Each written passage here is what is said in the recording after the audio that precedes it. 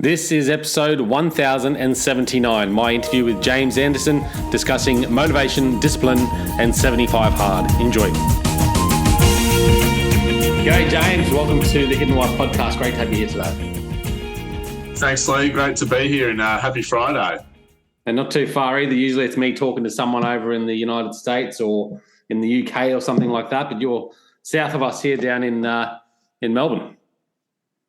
Yeah, that's right, and probably not getting as good of weather as you are right now. We're a bit cold over the last few days here.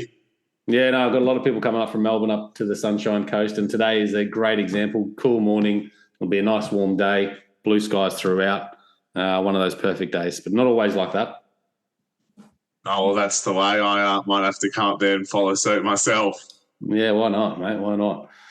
So tell us, mate. Tell us a bit about yourself. You've actually been over in the States playing basketball, right? That's right. Yeah, I mean, a brief rundown. I guess I went over there when I was 17 to complete, years 11 and 12 at high school. With the purpose of playing basketball. Went over there by myself. My family remained here in Australia, and played at the highest level. My year 12 equivalent over there, we won the high school national championships. Played alongside some really good friends and teammates who are now high performers in the NBA. Right. Before proceeding on to play a year at college over there at the Division 1 level at DePaul University. After that, decided to come home back to Australia, back to Melbourne, and crack into my property career. So that was now 5 years ago. So I've been back in Australia for 5 years or four and a half. Okay. And now running our own business, Bluestone Property Corporation. Wow. At a young age, doing a lot of fantastic things. Tell us about the experience over in the States playing basketball. What made you decide to pack that up and come back? Yeah, it's a good question. The experience is really good, particularly at the high school level. The high school level basketball for me is probably where I found I excelled and was playing my best and was sort of performing my best as well. Being around a team of really tight-knit guys, and the culture of the basketball team was second to none. I suppose, your training's at 5:30 in the morning. Sometimes, you're training until late at night, 10:30 at night. You're all living on campus with one another. You can imagine the sort of level of bonding that you go through. And it's a different world over there. They take their sport, their high school sport, just as seriously as we take our professional sport over here. Yeah, right. So it was really good. Once I got into the college level, probably dropped off a little bit just because the nature of the college experience over there is it's very money driven. It is a business, and there's probably a few politics around it. I wasn't playing a whole lot of minutes as it was in college. Found it to be a great experience to be around it, but I think I sort of lost a lot of the fun because everyone's sort of there for themselves. You're not really a tight-knit team. Guys are trying to go play professionally, so they're really focused on their own goals, and that's understandable too. It makes a lot of sense. And at that point, I really wanted to sort of come home and crack into my professional career, which wasn't going to be in basketball.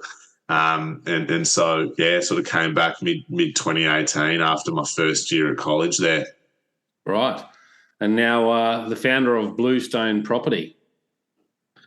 That's right. So I suppose 3 years after I came back, I dabbled in a few different real estate teams here in Melbourne. Yep. In the sort of commercial world, the investment structured world, and the luxury residential market.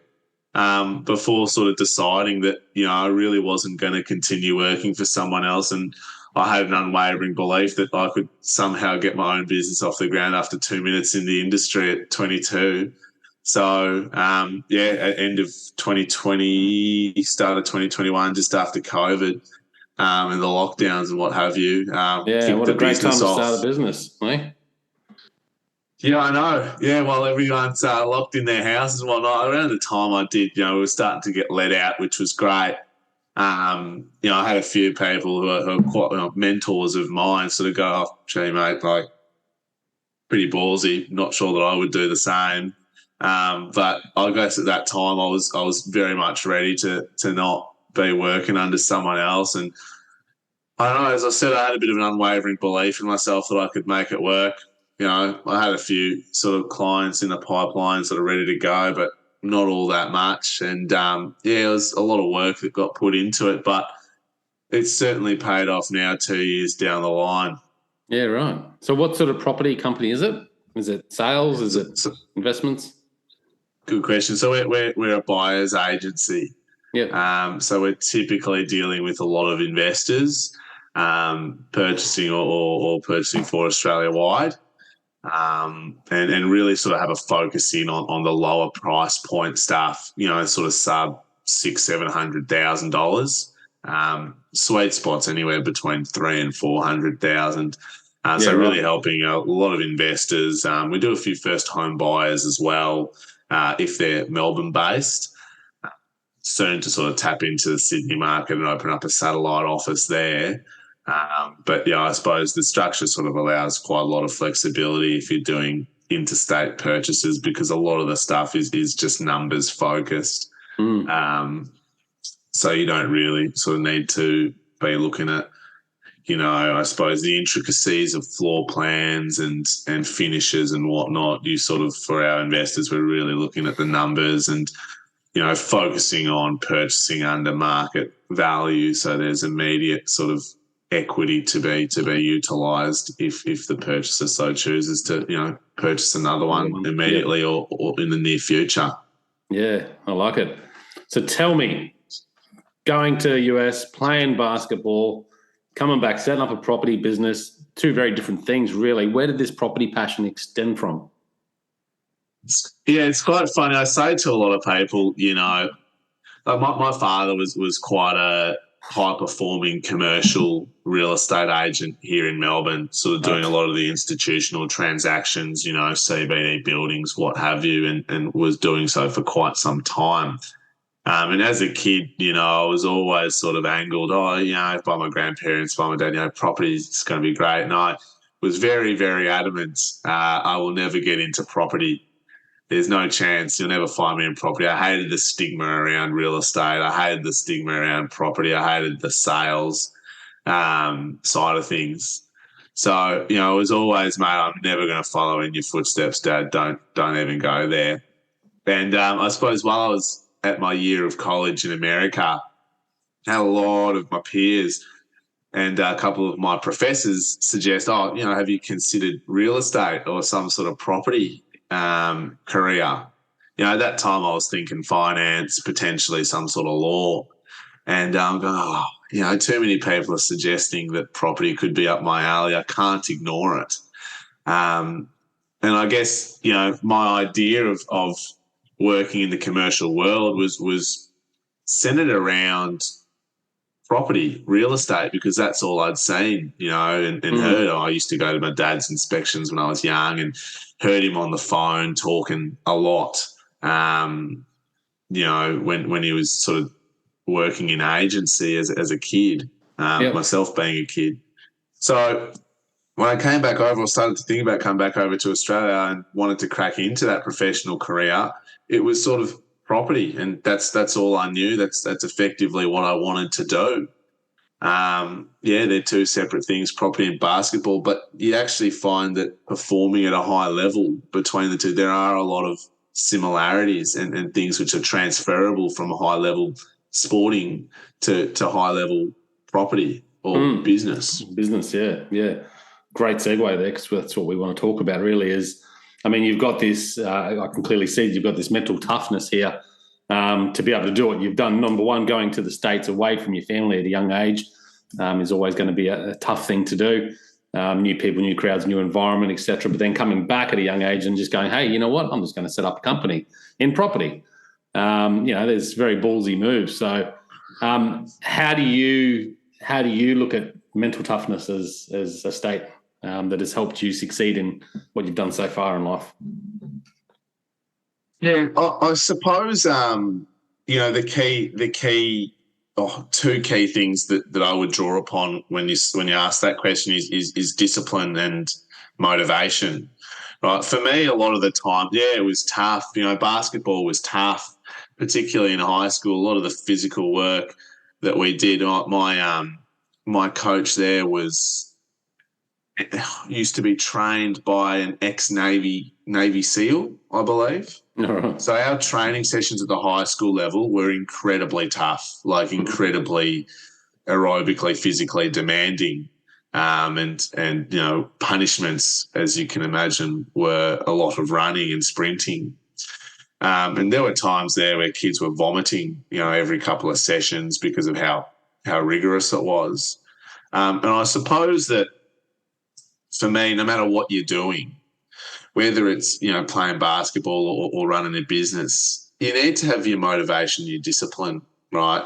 Your motivation is naturally going to be there if you enjoy what you're doing, if you find fulfillment in what you're doing. But there are obviously days when motivation isn't so prevalent, right? You might be having a slow day. There might be a few other things happening in life. So that's when your discipline kicks in. So for me, when I was playing basketball or starting the business, there were times where I was told by mentors of mine, by family members of mine, my parents, hey, probably shouldn't start your business, should just go to uni, finish off your course.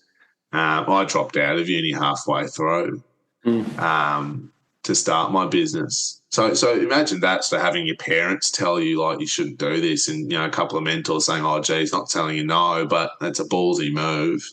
You get what they're suggesting. And I guess, you've just got to have your unwavering belief in yourself, despite, your environment suggesting it's perhaps not a good idea, that you are going to make things work. So it's a combination between the discipline of, well, everyone's sort of suggesting that it may not work, but I need to sort of keep pressing on with tasks and having the discipline to stay focused and stay the course. And then the motivation, I suppose, really complements the discipline, because if you're motivated and you enjoy what you're doing, the discipline just becomes a whole lot easier, and the output to me becomes a whole lot more and more effective. Yeah, I really like that differentiation between motivation and discipline in regards to, those days you wake up not feeling as motivated as perhaps you'd like, and that's when the discipline kicks in. I had a morning like that today, to be honest, where I woke up and had an interview with someone early on at 5 in the morning, and I was a bit tired, so I thought, it'd be nice just to go back to bed. But no, instead I got in there and did a 38-minute yoga session, followed by 30 minutes of meditation, So following these disciplines just helps me keep motivated and stay on top of things, even though, I wasn't feeling up to it at the start. Are there particular routines that you have in place to keep those motivations going? It's a good question. I mean, are you familiar with the 75 Hard challenge? 75 Hard? No, I'm not.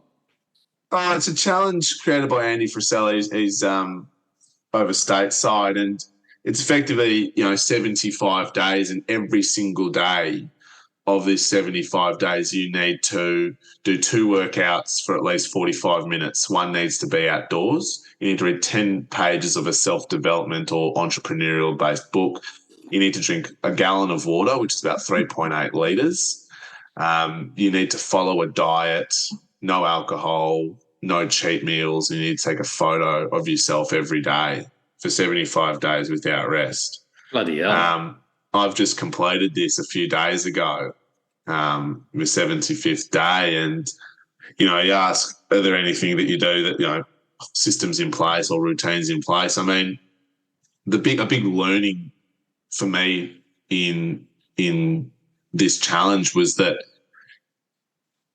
I suppose, when you have a full plate full of things which are bettering oneself, exercising, reading, drinking water, following a diet, I think naturally everything else falls into place, right? So to me, it's about filling your day with things which are going to develop yourself, whether it's mentally or physically, right, your discipline's naturally then going to be there because you've got the discipline to, continue feeding your body or running your body through things which are healthy and progressive for it. And then the rest of your day is going to fall into play. My productivity over the last 75 days has probably been twofold, right? Yeah, right. 3x even. So where do you get value out of that? Well, get yourself into a consistent exercise routine. Start reading books which are relevant to your purpose. Eat well. Cut out alcohol out of your life. I mean, you don't have to do these things, but if you can get the picture right, it's about what you do outside of work, which will actually, keep you disciplined and focused inside of work, because everything that you do in life needs to be conducive to a productive environment. Yeah, for sure. That sounds like an incredible challenge. What is it called? 75 hard. Yeah, that's right. Yeah, okay. Well, I might have to consider that one myself. It sounds a bit daunting. I mean, how did you find starting off with that? Obviously, you seem like a fit guy anyway, fairly motivated and disciplined generally, but how did you find the process to begin with? Yeah, good question. So I come back to a bit of motivation and discipline differentiation here. At the very start, for the first 3 weeks, I was incredibly motivated. You've got your checklist every day. You're ticking things off as you go. You wake up, the first thing you do is take that photo and, do a workout or read your 10 pages of your book. I found it quite easy, actually, at the start. Yeah, right. I probably started to lose a bit of that motivation 30 days in, let's say halfway through. Yep. 35 for 40 days in. And, not like lose all motivation, but start to sort of, oh, gee, it's a bit much sort of thing. But by that time, you've already built up an incredible routine because you've been doing this for a month. So now you're in routine. Now your discipline kicks in because your motivation levels are a little down. Mm. And then I suppose, the hardest part of the whole thing was really that second outdoor workout. Or exercise, one of the two exercises that you do for 45 minutes needs to be outdoors. We've been in the gym, been working all day, and now it's 10 p.m. at night. And, you're feeling pretty buggered of the day and you're ready to knock off to bed. But here's that second workout, last thing you got to do for the day.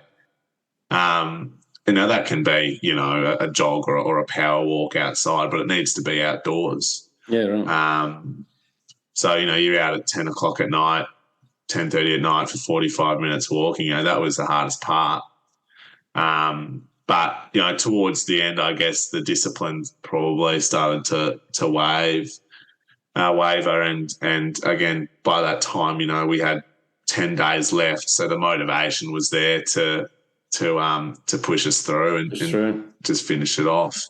So you can see the way that discipline and motivation plays in there, because one sort of really complements the other or fills in the gaps when the other is low. A bit of a curve. You felt the motivation at the start, and then it just declined, discipline kicked in, and then towards the end, of course, coming towards the end, motivation kicked back in. That's right, yeah. It's interesting. I could literally feel it. I could literally feel like the differentiation in my drivers at different periods of that challenge. I wonder why the 30 days mark is that key. I just did a 30-day challenge myself. No booze. Yes. And I exercised pretty regularly anyway, but exercised and had to just do something every day.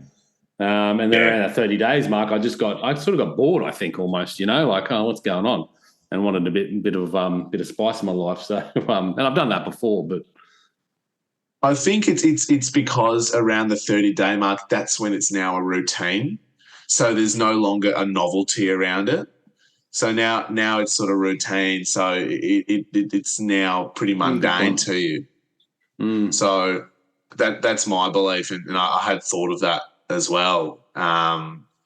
Whose quote? Maybe it was Oprah. Someone saying it. It's a quote about it takes X amount of days to form a habit, X amount of days to form a routine. I feel like 30 days was they often say 30 days, but I reckon the 75 days would be even better, because I reckon that the 30 days is when you change or you stick. And it's likely if that motivation's not there and you don't have that discipline, that you can go back easily to your old routines anyway. So pushing through that moment is important. Is there anything you do to push through those moments? Like when you're having that tough day, you don't feel the motivation, you're just like, I can't be stuffed. Like, what do you do to kick yourself into gear? I'll tell you what, I've been asked this question before in obviously a much more loose and social, I suppose, setting. Just do it. Like, it sounds so simple, and I'm so sorry, but you're doing a challenge. You have a task that needs to be done. Do it. Like, there was no chance I was not going to complete this challenge, right? So in the days where I suppose it's like, I need to get out and do this workout at night, or I've just flown back into Melbourne from Sydney and it's 8:30 at night and I haven't done the outdoor workout. Well, do it, because if you don't do it, you fail. You fail the challenge. So you asked, what do you do to kick yourself in the gut? Well, it's as simple as I just pull myself out of a chair, pull myself off the couch, slip my gear on and let's go. Like, you don't like to let yourself fail, right? Like you sort of stated that. So you just, that gives you the motivation to do it. I don't want to fail at this. And that you sound like you might be pretty hard on yourself generally. Is that the nature of you? When people say a little bit, yeah. Yeah, you put a bit of pressure on yourself to not fail and not want to lose, the momentum that you got. Yeah. I find a lot of high performers are like that, where they don't want to fail, so they put all this pressure on them. And that's great if you've got the right routines and balances in place, but over a longer period of time, it can break someone too. Totally, yeah, and you probably see people who do sort of implode or break down because of the level of pressure they put on themselves. Because what it does is, I feel it becomes very negative self-talk, and when you're not in a healthy and, as you said, routine environment, that pressure can really start to eat you alive, I think. Yeah, interesting stuff, mate.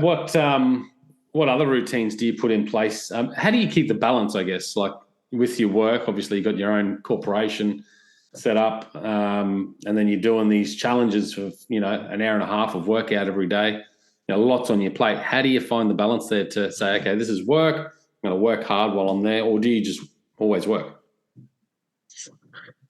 I suppose the beauty of what I do is it's very remote, so you can do it from anywhere. The discipline comes into just ensuring that you get your tasks done. So you should really understand that, your work needs to get done. You should really understand that your tasks need to get done, i.e. your 75 hard challenges. And I guess quite simply, they complement one another. When I was training for basketball, I went over to America when I was 17. I started to fit all of this stuff on my plate, right? I mean, I only really started picking up basketball seriously when I was 14. This is a great example. Between sort of like 12, 13, 14, I was kicking around school getting, B's and B pluses and whatnot across my subjects. But once I started taking basketball training quite seriously when I was 14, 15, and now my schedule was packed, I noticed that my grades were starting to hit sort of A's and A pluses across the board, because I'd wake up, go to my academy or go train and, go to school. I'm really focused. I know that, getting good grades is conducive to, having success in America, because, the American schools want to see that you've got good grades in addition to your basketball prowess. So, and I just found just ultimate focus around that purpose. And one complemented the other. The better I was doing at school, the better I was playing basketball, the better I was playing basketball, the better I was doing at school. So now translate that to sort of routine and work and the 75 hard. As I mentioned earlier, my output probably 2 or 3x to while I was doing the 75 hard, because they complement one another. But having a good routine for, as I said, your body, your mind, it helps. And if you're working hard, you're feeling good about yourself, you're now more motivated to do your tasks for the 75 hard. You become, you got all this on your plate, and now you're just so, you're so focused and so immersed in a world of productivity and health. Yeah. Do you have downtime, or is it just like exercise, workouts, business? Like, do you take time out to chill and watch a movie or hang with friends? Absolutely. Sometimes I will, most evenings, after 7:30, I'm just kicking back on my phone, on FaceTime to, my partner, my friends, on social media, watching some Netflix. So no, I'm not some ultra machine that's always on. I used to do, admittedly, a bit of partying and what have you, but I guess nowadays, that really just takes the life out of you, and wouldn't really do too much of that. But just going out for dinner with friends every couple of weeks. Yeah, getting old now. Wait until you're 41. Yeah, so there is downtime. I go see my mother for dinner down the road, 2 or 3 times a week. I guess there's plenty of time where I'm not working or exercising. But part of what I do is, even during the day, it might be 12:30. I might ring up a mate down the road. Hey, what are you up to? You want to go out for a sandwich, go out for a lunch? You just really, if you do that, you just need to make sure that you're fitting and scheduling in your day appropriately around that. But I guess, being in the position that I'm in, I've built my role and I guess the company around my flexibility. Although it's a blessing and a curse, because having that kind of flexibility can easily throw you off your sort of routine sometimes, because you've not no one sort of keeping a schedule over you. You really need to be on top of that. What are your sleep routines like? Probably look at around 7 hours of sleep a night. Sort of 11:30, wake up 6:30 kind of thing. And then, I look to train in the morning around that sort of 6:30, 7 o'clock mark, and then be in front of the computer by 9, like as if you're in a regular work day, But I do try to get sort of 7 hours of sleep a night, and I'm consistently getting around that, which is all right. Yeah, nice. Sounds like you got some fairly good balance in the day anyway, so that's pretty important. I think absolutely. However, I guess a lot of it has been really touched up and cemented by this 75 hard. What was I doing last year? I was probably a lot more loose last year, just because I didn't have those tasks that needed to get done. So, although I was quite busy, I just find myself having downtime in the middle of the day for like 2 hours. And it's like, we've been watching TV for a couple of hours. I better get back to work, and it's 7 o'clock at night now, or 6 o'clock at night, and I'll get back on it. So, it's a lot more loose, which, I guess you still get your tasks done and whatnot, but mentally you're not in that routine. You're not sort of being as disciplined as you should be. And, going back to sort of putting a bit of pressure on yourself and sort of being a little bit critical of yourself, that definitely started to wear me down, because I wasn't very satisfied with, or I wasn't very pleased with the way I was structuring my days. Yeah. But this year has been, an incredibly big change. Yeah. I really like that routine and certainly exercise at the start of the day. That's what I've always been about. But at the end of the day too, it's really hard to get into that routine, but I've been trying, as much as I can. But doing something like a half an hour gym session or going for a walk or something like that at the end of the day, I find just picks you back up again. for the evening schedule. Even if it's just chilling out for the evening, you find a little bit of energy and a bit of clarity there, which probably helps for your sleep as well, in my opinion. I agree. Yeah, the body also, you get more energy. I believe that the body, when put under more physical stress across the day, or physical exertion across the day, even if it's just a 45-minute walk, becomes sort of accustomed to this higher or increased level of need for production or energy output. And so, at the start perhaps as well, throughout the middle of the challenge, I found myself needing to take like an hour nap during the day every now and then. But, yeah, for the last 2 weeks, like 3 weeks of the challenge, no need. Like my body was really sort of set in sort of, this level of energy required to get through the day. And, with the more energy, work was more productive as well. Yeah. One key thing I added myself to each of these days was a 4 to 6 minute cold shower. Yeah. And that's something I've been doing, probably for a month leading up to the 75 hard as well. A cold shower a day has just been incredible for my physical and mental ability, I think, since probably the start of December last year. Yeah, nice. Bit of Wim Hof stuff there. That's right. I've got his book. Here it is. You can't really see it, but that's the Wim Hof book. Yeah, it's bloody good. Big fan. Good read. Big fan. Follow him on social media. And I'm a huge believer in the benefits of cold showers and ice baths because I've seen it for the last 4 months. Cold showers in Queensland are quite nice over summer. I can imagine they're probably a little bit warmer than the cold showers that we've got down here in Melbourne. Yeah, today was a bit cooler actually, finally. But I had the bath filled up outside with rainwater, and I just jumped in there every morning for 5 minutes, 10 minutes.